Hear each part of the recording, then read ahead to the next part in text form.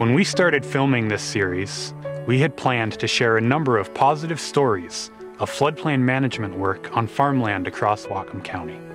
But in November of 2021, devastating flooding hit the Nooksack Basin. Now urged to shelter in place and to be ready to evacuate. The worst flooding since 1990. Floodwaters surge over the banks of the river, inundating the communities of Everson, Nooksack, and Sumas before continuing north into Canada. Further downstream, Linden, Ferndale, and the Lummi Nation also felt the impacts of the flood.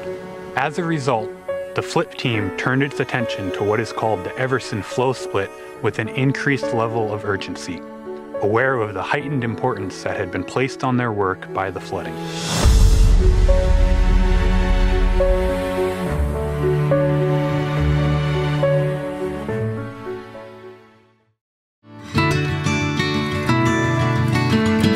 The headwaters of the Nooksack River begin around Mount Baker, where they carve rapid channels through the mountains, carrying massive amounts of volcanic sediment. As the river reaches the lowlands, it slows and widens, depositing much of that sediment along the way. As recently as 1,000 years ago, the river flowed along an entirely different course, heading north across the border into Canada, where it joined the Fraser River. Today, it runs in a new path, staying entirely in Washington State and joining the Puget Sound at Bellingham Bay. However, when water levels get too high, the natural course of the river is to flow over the east bank, just south of Everson, where that water follows the path it used to flow, eventually ending up in the Fraser River in British Columbia, Canada. We joined the mayor of Everson to learn more about the November 2021 flooding. Hey, John. Hey, how's it going? Pretty good. Thanks for meeting with me today. I was just hoping to learn a little bit more about the impacts of the flood on the city and maybe talk about what the future might hold. Perfect. I can help you with that. Great. So last year's flooding was at historic levels. How much warning did the city have that the floodwaters were going to come? We had about a week's notice that we were going to get some level of flooding. We weren't sure to what extent. And as we got closer, the predictions kept ramping up. We were sandbagging, we were getting our barricades set up, but we weren't thinking evacuations at that point because we didn't realize how big of an event it would actually be. How many homes were impacted? We had in Everson about 300 homes. It got some level of water in it, either ductwork all the way up to 3 or 4 feet of water inside the home. As most people know, we had one fatality here in town, which is tragic, and that's one of the things we want to avoid in the future. It impacted almost every aspect of the community, from our wastewater treatment plant going offline to, there was no power here. Our police department was involved in probably 50 or 60 rescues. Local citizens, Mike Breivik for one, he was involved helping at least 40 or 50 people out of their homes with his front end loader. Yeah, the sheer impact to the community during the event was like nothing I've seen before. It was a tough time to go through. So in terms of flood management and prevention, what does the future hold for Everson? We're working with Whatcom County on several different things that can help mitigate the impacts in these large floods. We're exploring options like levee setbacks, ring dikes around Everson and Nooksack, as well as more analysis of what we're seeing in the Nooksack River, whether sediment buildup is causing some of these more serious events, or if it's just the sheer volume of water that we're seeing. So there's things that we can do that will help the community withstand these larger flood events. So is the future still bright for Everson then? Definitely. We've got a great community out here. I've got a great staff that's helping the community go through the recovery process. And we've got some things we're working on that will help mitigate future flood events. And so I definitely think it's bright. Awesome. Well, I appreciate your time. Thanks for coming out.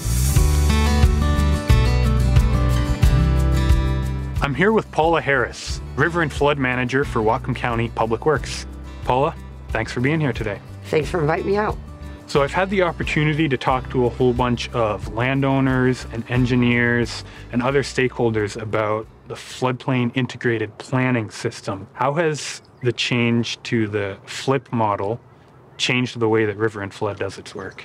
It's really a paradigm shift in terms of river management. In the old days, we as engineers were driving the train. We were developing ideas, packaging them into different alternatives, analyzing them, and coming up with what we thought was the best solutions, and then taking that out into the public.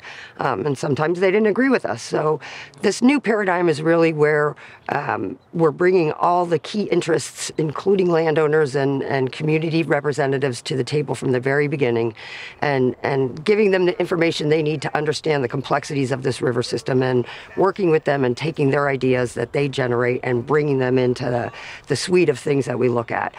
So it's really a big change in terms of how we're doing things now. So can that be challenging then, if you've got the needs of landowners, the needs of fish and habitat, flood management? How can you incorporate all of those different interests? Yes, it is definitely challenging. My mom always said, when are you going to learn some patience? And I think the time is now. It's very challenging, but really rewarding when you can get all these different interests to see each other's perspective and ultimately work together to come up with solutions. So it's kind of fun, actually, in a lot of ways.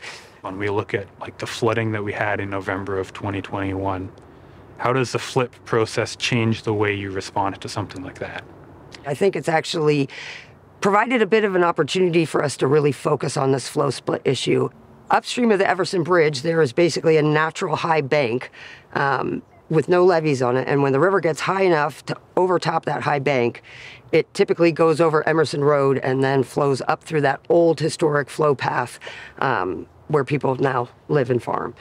So basically, whenever the river flow is high enough, some water is naturally going to flow outside of the river bed through Everson, Nooksack, Sumas, and then up into Canada. Yeah, once it's over Emerson Road, it's not getting back into the Nooksack. We did a lot of work in the early 2000s on this flow split issue in terms of trying to understand the complexities of this river, and we made a lot of progress. But over the past 10 years or so, we've kind of been pulled in a lot of different directions. And so I think that this flood and the impacts that it caused to our community really allowed us to refocus our energy and really focus on this technical work that really is the key next step in terms of coming up with a long-term vision to reduce the impacts of flooding to our communities. How do you manage a flow split like that? That's really the work that we're getting into in a big way right now, trying to develop these tools that we can use to analyze a bunch of these different ideas that were generated at the meeting we had in April, and really see if those different ideas really make a difference in terms of flood levels, and then try and package them up in a way that accomplishes the best for everyone and doesn't put anybody else more in harm's way than they already are. So can you talk about the difference between short-term and long-term work at the flow split and what that might look like? Yeah, so we had this design charrette meeting back in April where we had about 50 people from the community come and generate ideas. And one of the buckets of work that came out of that design charrette is early action projects. And for this area of the river, one of the ideas was to try and increase conveyance or the ability of the river to move water upstream of that Everson Bridge. And there's a side channel that flows along the Twin View levee that was kind of high, filled up with gravel. And so the community kind of worked together to develop this project where we could lower the elevation of the inlet of that channel and get some of the roughness out of there to try and promote the river to get in there at lower flow rates and do some work and open up that channel and create conveyance in kind of a natural process type of way. I'm Travis Bama with Whatcom County River and Flood Division, and I was the lead inspector for the Everson pilot project. It's basically just opening up a side channel to help move sediment through the system. When the river comes out, it will naturally start taking that inlet and working it and then flow down here and hopefully encourage the river to move some of this material downriver and create habitat at the same time. This project came about as part of the Nooksack River Flood Integrated Planning process, where we were looking for opportunities, an early action project that we could potentially do this year. It's a pilot project, so we can look at and study and see if it could work elsewhere or at a larger scale, smaller scale. Getting these sediment plugs that are causing issues with capacity, help move those through the system naturally in certain spots where it makes the most sense scientifically. Long-term projects, on the other hand, take a lot longer to develop. With this new paradigm, we need to bring all the community together.